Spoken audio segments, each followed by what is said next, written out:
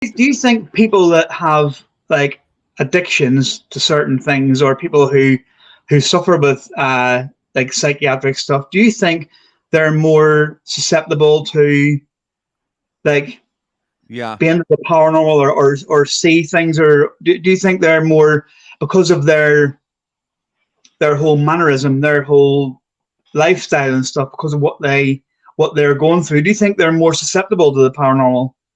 I believe so. In my experiences, I mean, not everybody that has an addiction or an illness is it has something with them also, but I've noticed that more often they open themselves up. You know, if they have an addiction to something, it's kind of opening their mind up.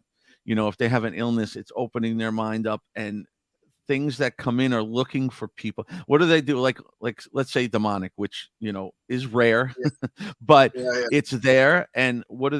They look to break somebody and oppress them, to be able to take them over.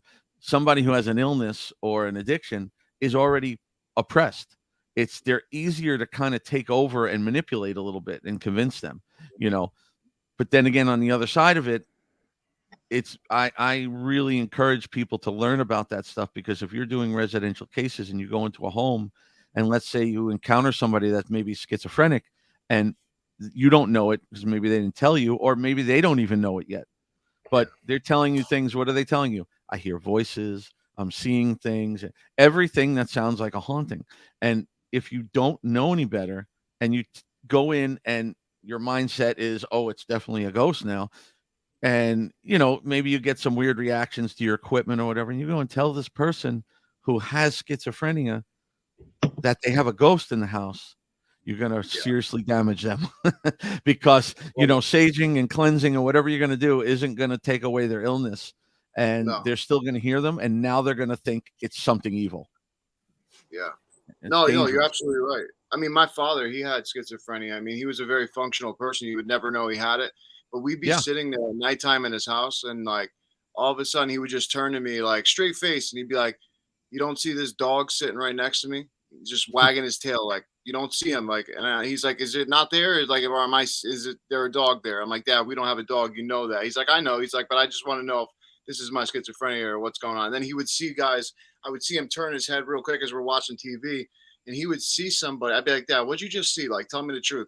He'd be like, "I just saw a guy walk in the kitchen, stop, look at me, turn, and walk through the wall." And I was like, "See," and now that makes me wonder though. It's like I understand mental illness, but Right. can these people really be seeing something, and we diagnose it as just a mental health issue? Like, what if mental health issues really aren't just mental health issues? You know what I'm saying? Yeah, Sometimes, you know what I mean?